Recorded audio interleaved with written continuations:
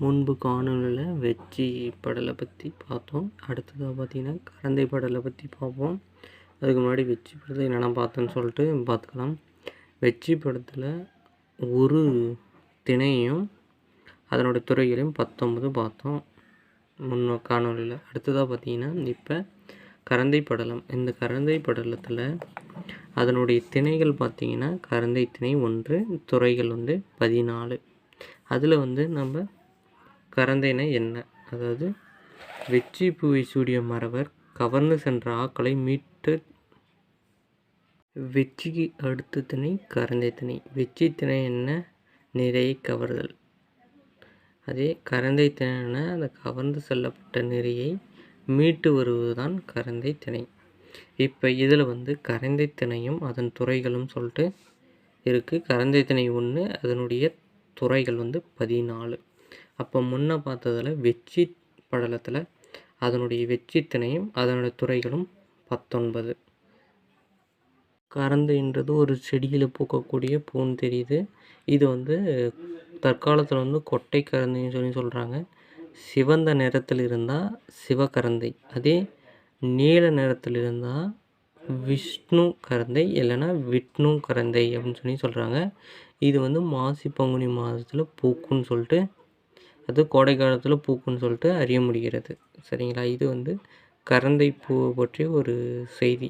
கரந்தை திணை என்ன பார்ப்போம். அதாவது வெற்றி மறவர்கள் ஆணையர்களேருந்து திருடி சென்றாங்க. அந்த திருடப்பட்ட ஆணையர்களை மீட்டு வருவது தான் கரந்தை திணை அப்படின்னு சொல்லிட்டு நம்மளால் அறிய முடிகிறது. ஒரு ஓமை சொல்கிறான்னு பாருங்கள். கூற்றுவன் கைப்பற்றிய உயிரை, அதாவது யமன் உயிரை எடுத்துக்குவான். சரிங்களா? அப்படி அந்த எடுக்கப்பட்ட உயிரை மீட்டு கொண்டு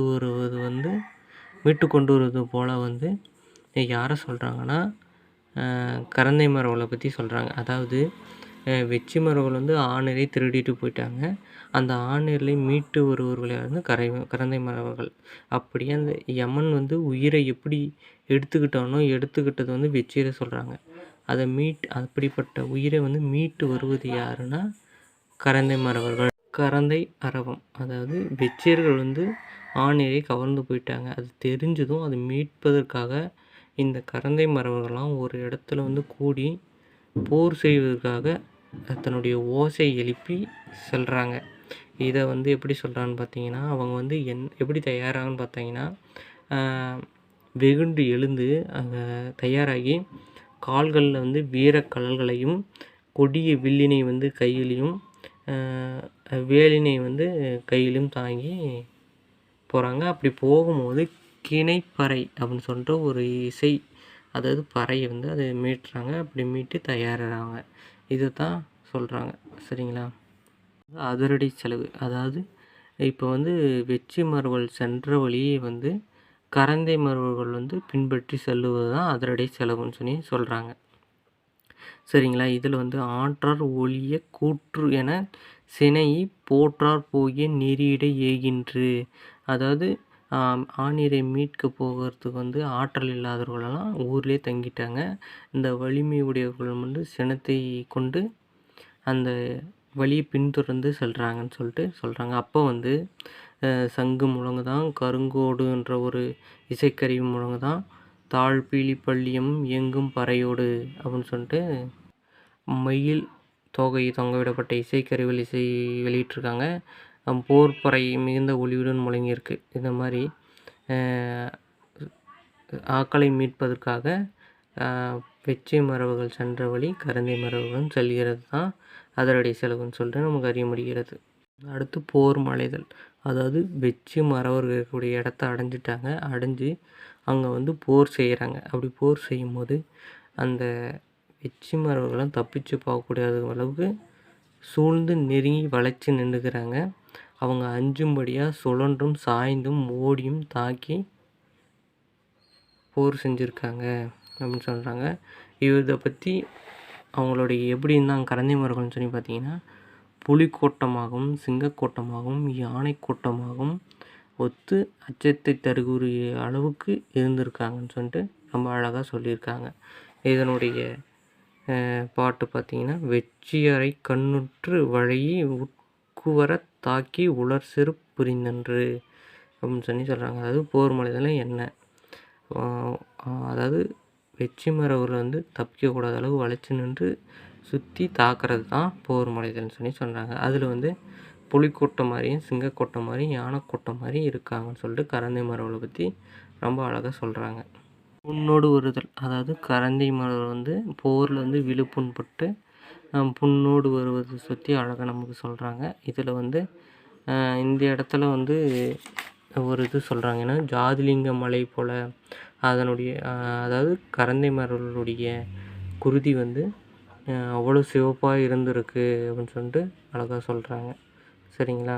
அடுத்தது வந்து போர்க்களத்தில் இறத்தல், அதாவது வெற்றி வீரர் வந்து கரந்தை வீரரோட போர் செய்கிறாங்க. அப்படி போர் செய்யும் போது போர்க்களத்திலே கரந்தை மரவன் இறந்து போகிற செய்தியை வந்து வெளிப்படுத்திருக்காங்க. அதாவது தான் வந்து புறம் விட்டு ஓடாத அளவுக்கு போர் செஞ்சுருக்காங்கன்ற செய்தி அறிய முடிகிறது. இதில் வந்து கரந்தை படைத்தலைவன் போர் செய்கிறான். போர் செய்யும்போது தன் உடம்பில் வந்து நிறைய விழிப்புண்கள் ஏற்படுது. அது உடம்பே விழிப்புண்ணால் மறைக்கப்பட்டிருக்கு.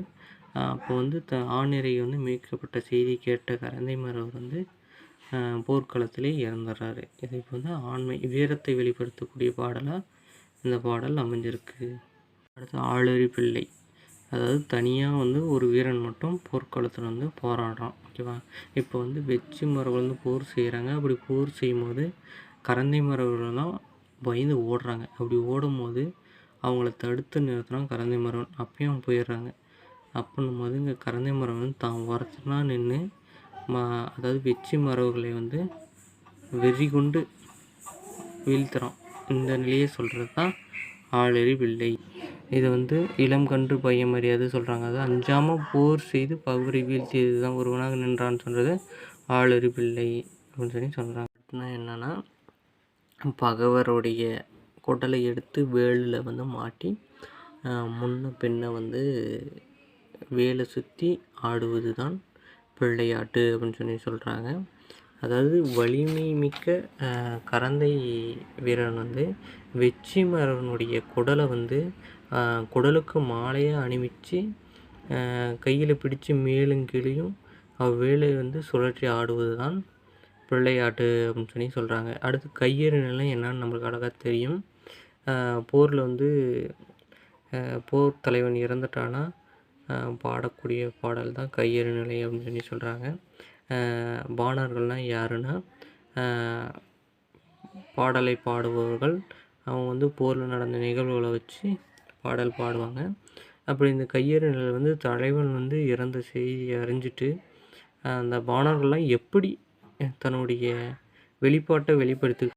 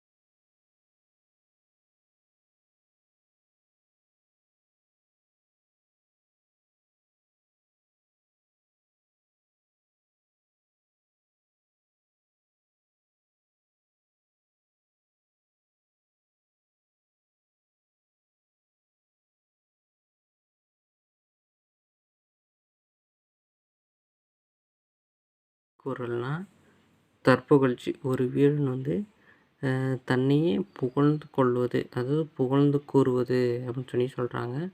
இதில் வந்து கரந்தை அரசன் வந்து சிறந்த அரசன். அவன் வந்து திங்கள் போன்ற வெண்குடையை உடையவன்.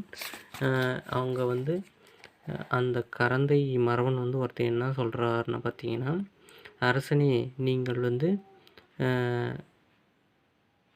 நீங்கள் இருங்க, நான் வந்து இந்த வெற்றி மரபுகளை தான் பார்த்துக்கிறேன். அவங்க வந்து போர்ப்படை போல் வேகமாக நம்மக்கிட்ட நெருங்கி வராங்க. நீங்களும் நம்முடைய படை வீரர்களும் கல்லுண்டு அமைதியாக இருங்க.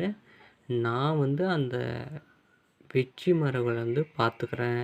நான் தனியாக நின்று அவங்களையெல்லாம் கொன்றுடுறேன் அப்படின்னு சொல்லிட்டு சொல்லக்கூடிய பகுதியாக தான் நெடுமொழி கூறல்ன்ற பகுதி அமைந்திருக்கு.